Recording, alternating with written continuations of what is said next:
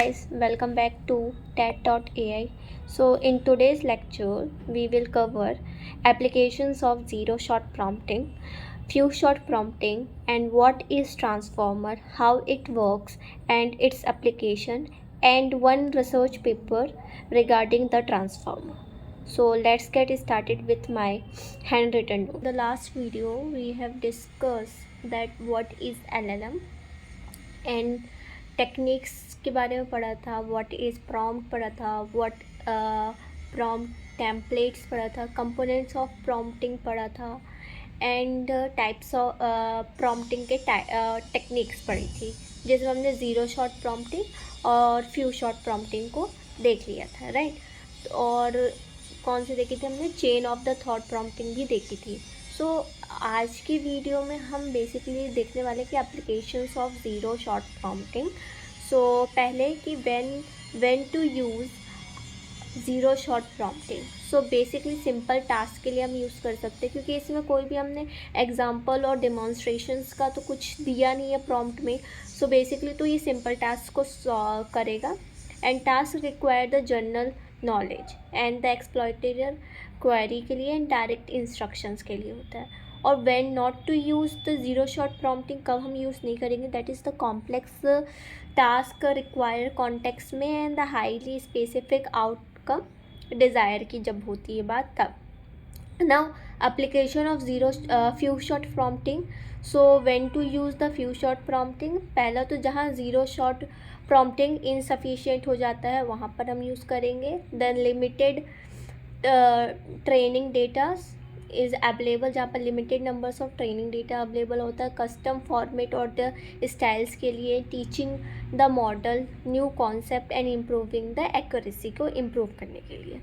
Then फिर when not to use the few shot prompting, कहाँ नहीं यूज़ करना है, जनरल इन नॉलेज टास्क के लिए, स्पीड और द एफिशिएंसी के लिए इज़ द प्रायर होता है, इनसिक्योर इनसफिशिएंट एग्जाम्पल जहाँ पर हो, या फिर कॉम्प्लेक्स रीजनिंग टास्क होते हैं वहाँ पे। Now let's dive deep into the what is the transformer.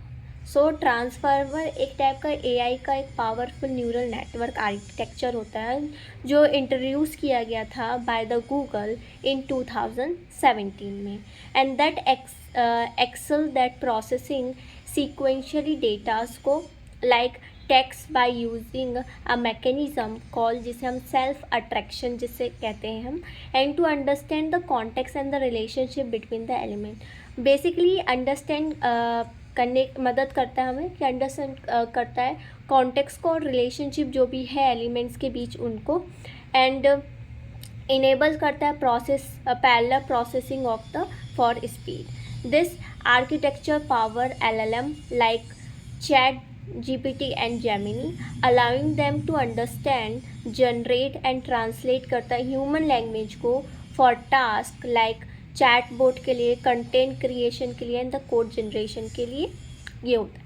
Then अब हाउ ट्रांसफॉर्मर वर्क कैसे करता है, बेसिकली इसमें टोकन या मिंटिंग की बात करते हैं।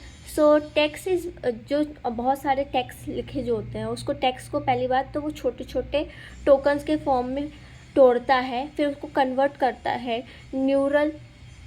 न्यूमेरिकल वेक्टर्स में and with the positional information उसको ऐड करता है added to the understanded word order में। ओके, फिर सेल्फ अटेंशन मैकेनिज्म क्या होता है, this is the core innovation, ठीक है। अलाउ करता है the models to weight the importance of all the other words in the sequence when processing any single words, capture long range dependency, understand करता है, that is जैसे it है in a sentence, तो उसका मतलब क्या है उस सेंटेंस में, उस चीज़ को बता रहा है सेल्फ अटेंशन मैकेनिज्म में।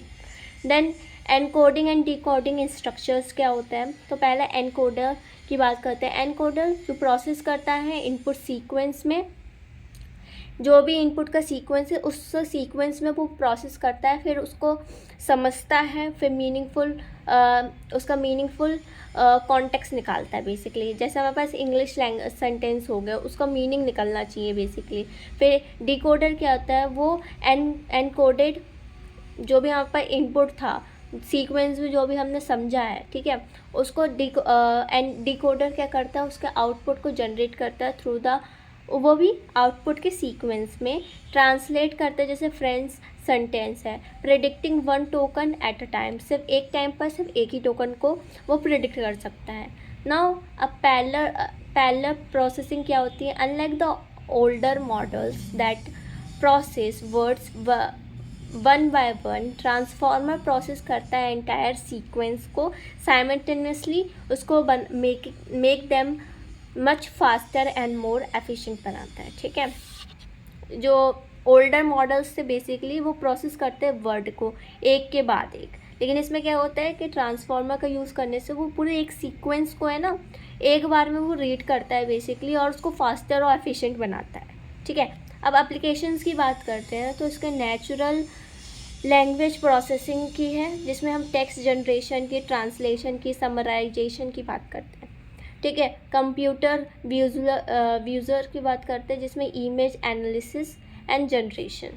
फिर generative AI, the foundation of modern chatbot and the creative AI की बात होती है ना। अगर हमें ट्रांसफॉर्मर के बारे में और डिटेल में जानना है, सो बेसिकली हमारे पास रिसर्च पेपर है एक, जो कि attention is all you need. So basically हम उस वाले रिसर्च पेपर को जाएंगे, गूगल पे सर्च करेंगे, ठीक है। जब हम गूगल पे जाके ये चीज़ सर्च करते हैं कि attention is all you need, so basically वो हमारे पास जो फर्स्ट जो पेज है, हमारे पास जो फर्स्ट लिंक आएगी उसको क्लिक करना है, सो हम ये वाले पेज में पहुंच जाएंगे। देन यू कैन थ्योरली रीड आउट, पूरा आप लोग पढ़ लो, या फिर आप क्या कर सकते हो कि इस जो भी ये रिसर्च पेपर है उसको डायरेक्ट जाओ और नोटबुक एलम में डाल दो, ठीक है। नोटबुक जैसे मैंने ये attention is all you need का मैंने करा है, सो बेसिकली मैंने उसकी जो लिंक थी वो उसमें डाल दी थी, ठीक है। और उस लिंक को डालने के बाद मैंने उसको क्या कर दिया, ऑडियो ओवरव्यू में कर दिया था, तो बेसिकली उसका ऑडियो फॉर्म में वो जनरेट हो गया, लाइक अ पॉडकास्ट के फॉर्म में, ठीक है। तो इसमें दो पर्सन अपने पॉइंट ऑफ व्यू देते हैं और पूरी जो हमारे पास रिसर्च पेपर है उसको पूरा एक्सप्लेन करते हैं। So you can also play, so let's see, you can also listen to read the whole thing through this tiny, narrow straw. Oh, wow. Yeah, you can only see like one single word at a time. Yeah. So you have to look at the word, memorize it, hold it in your head. Slide the straw. Oh, God. Exactly. Slide it to the right. Look at the next. So you can also do same thing what I explain you. So video form, okay. So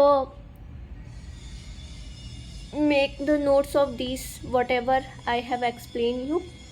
इस research paper को पढ़ लेना, और बाकी मैं notes जो भी होंगे वो मैं डिस्क्रिप्शन में डाल दूँगी, ठीक है। और अगर ये वाला रिसर्च पेपर का भी लिंक चाहिए होगा तो वो भी मैं डाल दूँगी डिस्क्रिप्शन में। सो अभी तक के लिए, तब तक के लिए बाय बाय, ओके।